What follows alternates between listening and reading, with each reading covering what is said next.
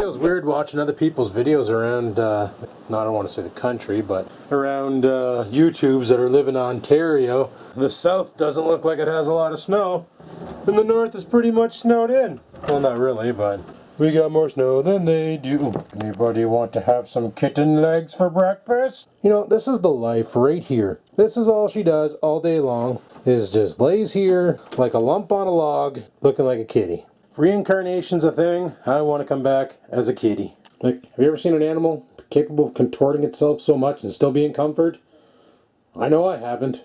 Anyway, it's a little early to be heading off to work, but I think what I'm going to do is we're going to head off to the pet store. I got to get Oreo more food because all of a sudden this happened.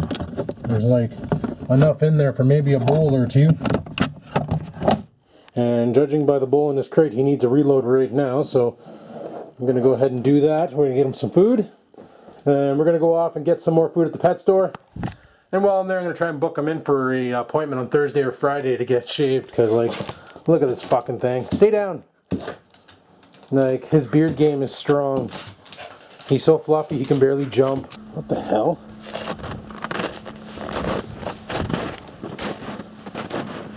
Why would somebody trespass through my yard this way?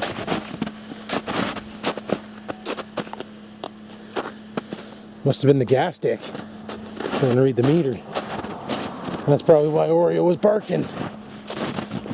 Oh shit, I almost fucking ate her there, boys. Oh my god. Friggin' snow's deep, don't kid yourself. But yeah, gas stick must have came over and just banged the shit out of my door. But just nothing but junk mail in there, so maybe Kojiko's trying to re-sign me, I don't know. Probably the gas stick though, going to read the meter. Alright. Day 4, without putting air in the tire. Tire looks pretty okay. Let's get the fuck out of here. Now you can tell there's a car under there. Check it out. Stuck between a rock and a hard place with that Trans Am right now, like big times. Like a lot of you probably say, what's this rock and a hard place? What's really going on? And it's like, it's not like the Trans Am cost me money. You know, it is plated. It's just not insured, and the service sticker is not up to date because when you don't have insurance, you can't buy a service sticker. Insurance would be pretty cheap on Classical, but if it comes down to it and I gotta sell and bail, then like if I move to London, for instance, I don't want to pay for an extra parking spot for the car. And in the winter time, like certain apartment complexes ask everybody to get their cars out of the lot because they want to do a full plow. Well, come winter time, that car doesn't move because you can't get into it. Like, it will not open. I'm sure somebody can fix it out there. Somebody probably already has. I'm sure I could Google that problem and come up with solutions, like, easily. It's probably just water stuck somewhere that's freezing over that needs to be drained out, or something along those lines. But like, I know a lot of the apartments here in town, they send out a notice, a 1 week notice, that hey, we're doing a full parking lot plow on blah blah blah day. Can you please make sure your vehicles aren't in the lot at that time? Like, go out for a coffee or something, it's only going to be an hour. And then they have a guy come in with like a front end loader and just totally clean all the snow out of the parking lot, remove it and put it somewhere else. So when you got a car that you can't get into in the winter because she's like, nope, too cold, not gonna happen, I quit, then you're kind of dicked. And what's funny is when I bought that car back in 2002, no, I bought at the end of 2002. I didn't drive it till 2003 because I bought it in the winter. I brought it in for servicing to get it all safety and shit, so I can get insurance on it and whatnot. And then went and had all that nonsense done, got it insured. Oh my god, these roads are shit. But got it insured, and I drove it from the the auto shop home, which was just down up the road from my parents' house, which wasn't a big deal. But I just drove it home from there, and the car let me in and out no problem. But I think what it was it freshly came out of the garage where it was hot. And then I parked it at my neighbor's yard, and I literally left it there for like until spring, until the weather calmed down and snow frigged off and it was able to drive. Now mind you, the tires it had on it back then were even worse because they're directional tires and the moron installed them backwards. So when you're going backwards through water, you had tons of traction. But on roads like this where it's wet on the ground, it took nothing for that ass end to break free and become one with the front end. It was brutal. Fuck, speaking of brutal, look at these potholes. You know what they say, eh? There's certain countries in the world that you drive on the left side of the road, but here in North Bay, we just drive on what's left of the road. Fuck, man, these roads are shot. But according to the city, we don't have the money. This is what's fucked. We don't have the money to do road repairs. So what they're gonna do is they're gonna up our property taxes, so we have to pay more money. It's actually cheaper if they go through with this battle plan and up our property taxes the amount they want to. It's cheaper to own a property in Toronto than it is in North Bay. Cost of living in North Bay is now more expensive than freaking Toronto. And I compared North Bay's current stats with that of London. It is way cheaper to own a house in London and pay taxes than it is in North Bay.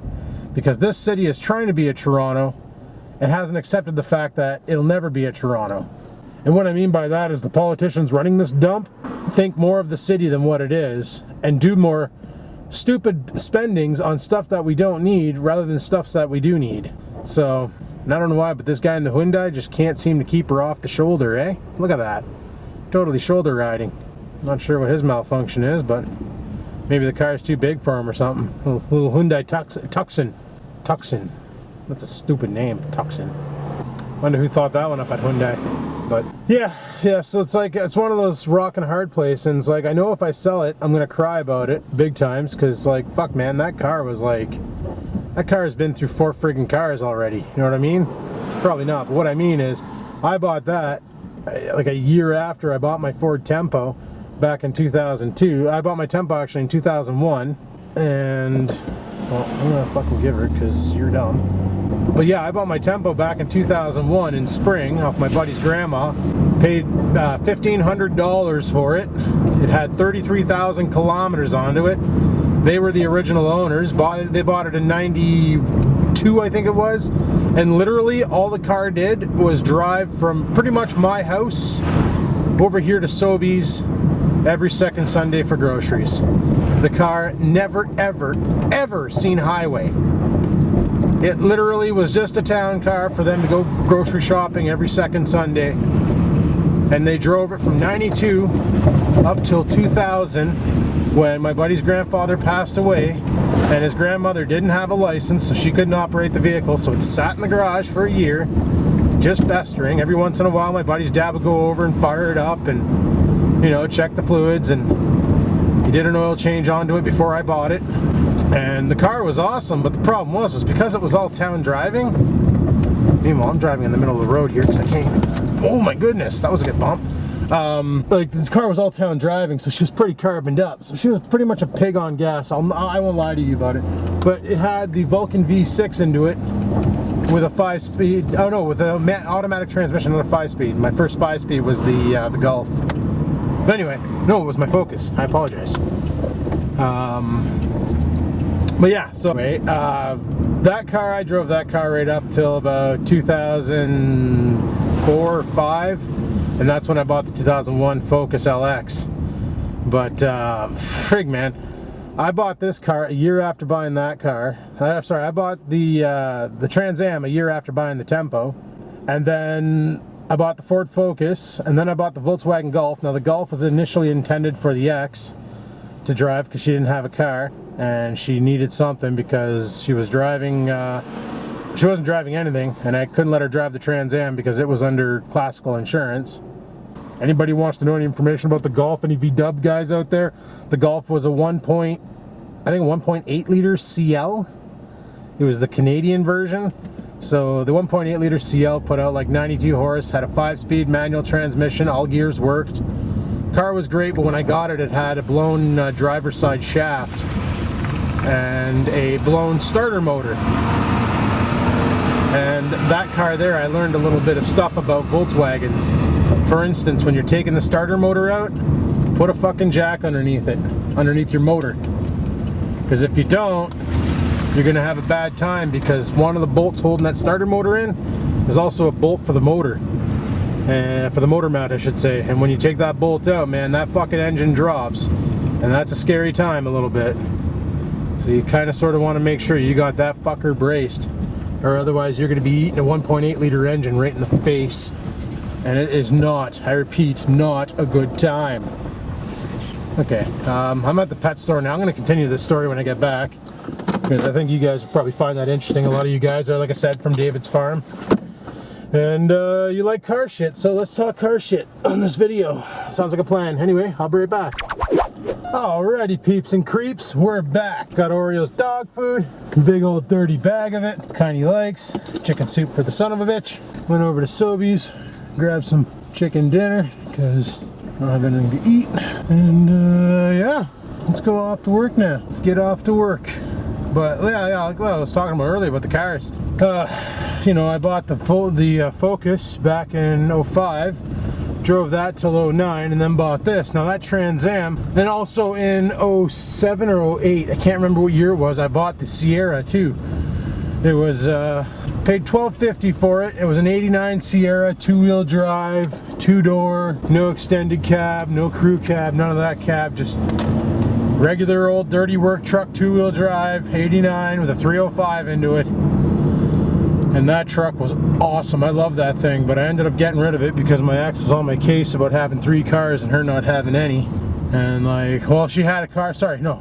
She had her Grand Am. I had the Focus, the Sierra, and the Trans Am. And I was actually contemplating on selling the Focus and keeping just the Sierra and the Trans Am, because they were both paid for and cost frig all to insure, because Trans Am was on Classical, and that was only cost me a bill $75 a year, and the Sierra was classified as a secondary car and barely used, and it was costing me like no, not even that, like $45 a month to insure it on PLPD only. But she was bothering me. I'll just sell the truck, you don't drive it. Sell the truck, you don't drive it. And literally, I only drove the truck for fun. I ended up doing some pretty cool mods that I wish I had pictures of it, but I don't. I didn't have a phone back then with a camera onto it. It wasn't until late 2009 that I got myself an iPhone with a camera, or actually a cell phone with a camera. But I basically ordered from Canuck Motorsports, I think is the company, or Canuck Springs, whatever. Canuck Suspension probably even. The lowering kit, I ordered a 4.6 lowering kit for the truck, because you all know those 2-wheel drive Sierras sit on an angle, eh? Like the ass end sits up higher than the front end, so it kind of looks like it's in an aggressive stance. Well, I bought the 4.6 lowering kit, so it lowered the front end 4 inches and the rear end 6 inches, so then it rode flat, and it rode pretty low to the ground too. Like, I didn't realize 6 inches was that much of a drop, but it's fucking noticeable on the roads, man. It sat about as high as like a stock Ford Ranger or like a stock Chevy S10, and it looked awesome. It didn't squat when you gunned her. It actually had posi track, so it didn't have friggin' one tire fire. It actually had the 2-wheel peel, so that was pretty awesome. My buddy Chuck, he bought an old 86, the boxier kind before fuel injected. He had a carbureted 350 in his. My 305 blew up, and his buddy had a GM Goodwrench engine in his garage. It was a 350 yanked out of an old Camaro. Camaro was derelict, so he had the engine sitting on a crate, or a skid, sorry. So he gave me that engine free of charge, because the guy just liked me and stuff, I don't know, whatever. He just gave me free engine. Oh no, sorry, I paid $100 for that engine, that's right. Because I couldn't get it out to the house. And he said, well, if you pay my gas, it's fine. He didn't mention a price, so I just gave him $100, because like, fuck bud, you're giving me a brand new engine pretty much. Only had 32,000 kilometers onto it. So we ended up stoving that into the truck, and the truck ended up becoming a burnout machine. Like, it was freaking torquey off the line like a son of a goof. And 2-wheel peel, forget it, man. It wouldn't hook. I didn't have the right tires on it, so it was just the burnout king. So I ended up using that a couple times. I did some dump runs with it. I helped a couple buddies move with it, and I love that truck. And that's when I realized I really like sitting high in a vehicle. This whole sitting low shit kind of sucks. When you're in a truck, you're higher up and you look down on the world, sort of. Anybody who owns a truck knows what I'm talking about. And anybody who doesn't own a truck probably thinks I'm crazy, and the truck guys are going to jump on them like a fat kid on a Twinkie, so don't worry about it. But it's true, like you sit in a truck or even an SUV or anything, like even a minivan, you sit higher than in one of these buckets. Like you sit in a car, you're practically L-shaped. You sit in a truck and you're sitting in like an office chair. You're not so friggin' sitting weird. So trucks definitely have, and that truck was just awesome. Had its problems though, stuff that I MacGyvered and fixed. One of the problems it had was the shifter linkage would fall off the transmission, so that was always fun. Push the friggin' you're like in drive, so you push the e-brake to the floor, get out, crawl underneath, grab the mechanism and put it in park from underneath the truck. That was always awesome to do. What I ended up doing was drilling out a small hole through the mechanism and then putting a, I was supposed to buy this special like linkage hookup thing, but I didn't because I couldn't find it anywhere and nobody knew what the hell I was talking about. And I didn't have the proper terminology, so all I did was drill the small hole through it and threw a cotter pin in there, and that friggin' thing never let go again. So that was right on. That worked out well for my benefits. And like the truck was great, and I ended up turning around and selling it because I couldn't deal with my ex's friggin' nonsense. And I sold it to a guy for $2,500. Now keep in mind, when I got it, the truck was in, well, mechanically good shape until the 305 decided to be a 305 and pop. But the transmission was in great shape, everything else is in great shape. So with the 350 engine into it being an upgrade, and I tuned the computer, making it friggin' awesome. Had it perfectly stoked because it was OBD 0, and I know how to do that kind. Basically with the engine, and I did a homemade body job on it with proper automotive paint. You know, pulled it into the garage, painted it all up, and it was actually a pretty nice fucking car. It looked pretty damn good for a friggin' backyard paint job. My friends thought it was like holy shit, who did your paint job? Like that's pretty clean. When I told them I did it, they didn't believe me because I'm a computer dick. Why is this cop like riding right on my fucking wing? I can't move over right now. I got a cop like pushing me into traffic. Jesus Christ. Fucking fuzz of the law, man. Learn how to fucking drive.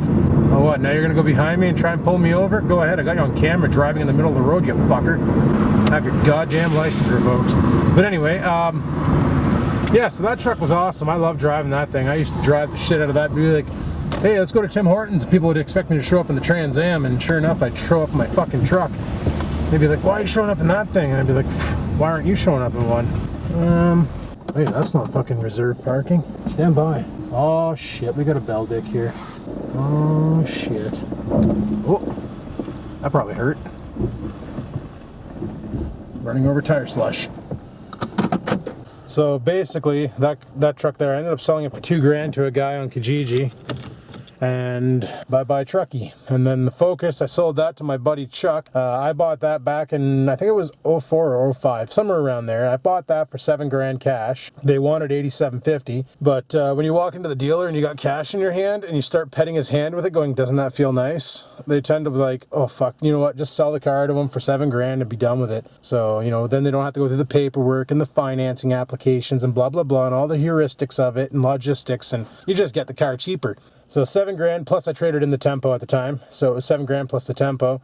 And the Tempo, they were only giving me $650 for it. So it was $7,650 for the friggin' Focus over $8,750. So knocked $1,100 off by paying cash. But we all know you go through payment plans and you end up paying like for $8,750, you end up paying like $13,000 for the car after they interest the shit out of it and put you on a friggin' 7-year term or some nonsense. So it was just easier this way. Pay for it cash. Get it sticker price, cheaper. So I ended up doing that, and we got the Focus. Sold the Focus to Chuck after I put 230,000 kilometers on it, going down to Stratford and back like every other weekend. It was brutal. Drove the living ball bag off that car, but unlike any other car I've owned, that Focus was the cheapest thing on gas that I've ever owned in my life. Ford Tempo, I would go 4 days, have to fill it back up. And it was about, at the time, it was 78 cents a liter. Cost me $30 to fill it every 4 days. Because the car was a V6 with a 3-speed automatic, gurgled like a bitch. Made this car look like a friggin' hybrid, pretty much. Yeah, so I went ahead and then in 2009, I wanted something newer. The ex and I did a trip to Niagara Falls. We took out a 4-cylinder G6. We rented one. And honestly, that car was fun to drive. I loved it. I was like, wow, this car feels good. It's got decent throttle response. I kind of like this. And that's the whole reason why I ended up falling for the G6. But if you think about the Trans Am, which is what I'm trying to talk about, but I keep getting sidetracked because ADHD modes activate, you know. The Trans Am's seen it all.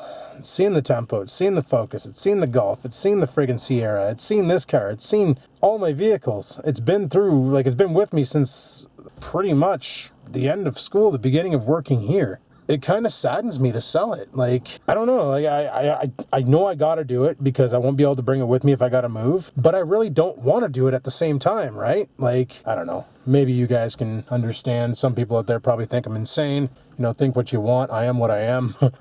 You get attached to things sometimes. Well, certain people do. You know, some people say, well, Adam, it's just a fucking car. Who cares? But it's like the whole reason why I got that car is not because I'm like a car enthusiast, obviously, because if I was, I'd learn how to spin wrenches and fix my own problems. I got that car because of friggin' 1982, a show came on the air called Knight Rider with David Hasselhoff, Mr. Michael Knight, and he was driving around in an 82 Trans Am that got turned into this like Knight 2000 robotic car that could talk to you, and it was friggin' awesome. You know, crashed through buildings, crashed through cars, got shot at and soaked it, jumped like a bastard, had a button that made it go super fast, the turbo boost button, you know, and the car could talk, and it talked to him through his wristwatch and all that, and it was really friggin' awesome. And I remember watching that show and saying to my dad, one day I'm gonna have a car like that. And Dad thought I meant kit. He thought I meant I'm gonna have a talking car with more computer shit in it than engine, and it's gonna be space age. I meant I'm gonna have a Trans Am, because I also saw the commercials on TV from Pontiac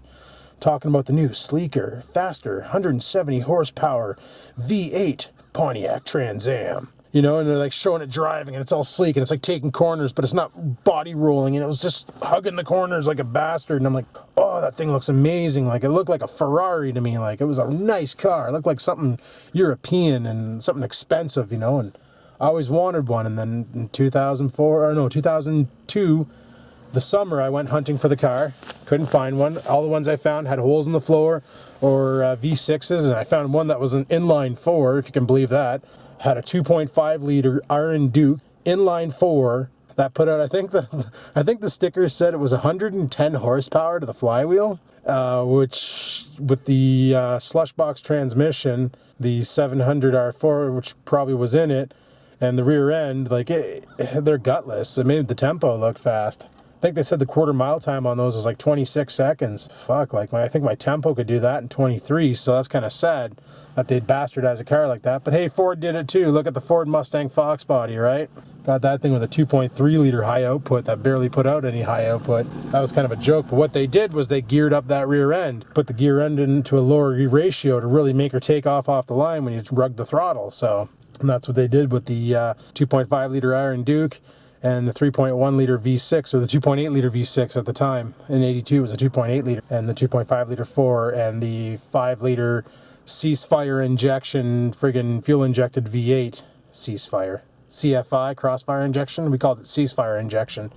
Worked great from the factory until 2 years, and then all of a sudden it just shit the bed and nobody could fix them. That's why they went to throttle body probably. But, like, I've been through hell and back with that car. I've researched the shit out of it. I got all the specs up here, like, big times. I know all the ins and outs of it, except for how to work on the damn thing. That's why I say I'm not a car enthusiast. I just love that Trans Am because of Knight Rider. Pretty fucked, I know, but welcome to being a nerd, I guess. But, yeah, it kills me to think about selling it. It really bothers me. It actually triggers my anxiety thinking about selling it. And I really don't want to. I love to drive it. I'd love to put it on the road, get insurance on it, and fucking drive her down to Blokes. Really just take her on a good road trip. Take her on the highway and really blow the carbon out of it, you know what I mean? Because it's only been city driven. I've never really taken it on a long trip like that. Cruise control doesn't exist on it, which kind of sucks, so that'd be like 5.5 hours of me putting my foot on the pedal and holding the throttle still, and sometimes that car just wants to go, eh? But on the highway, you're doing 120 kilometers at the gear ratio it has, because it has a 2.73 gear ratio in the arse end. You're on the highway doing 100 kilometers, 110 kilometers an hour, and the damn car sounds like Zabulba's pod racer from episode 1. Jog, jog, jog, jog, jog, jog, jog, jog, jog. And you look at your friggin' tack, and the tack is barely sitting at 800 RPMs. Like, the car's not even trying. It's just like chugging along, holding its speed, just begging for you to put your foot down a little harder, you know? Like, in town, I don't drive it with the overdrive on. I just put her in D, let it drive in 3 gears so that at 50 kilometers an hour, it's at least sitting at 1,200 RPMs, and it doesn't sound like it's going to eat someone. But, yeah, like, I don't know if I can bring myself to sell it. And that's my rock in a hard place. You might understand, you might not, but it is what it is. But anyway, people, thanks for watching my video. Hopefully you enjoyed this one. A little bit different from all the MacBook nonsense that's been happening in the past 2 videos. There is an update on that. I'll let you know that probably in a future video. But as for me, I need to get inside and get ready for work. So thanks for watching. Like, favorite, comment my video. And until next time, people, keep on vlogging.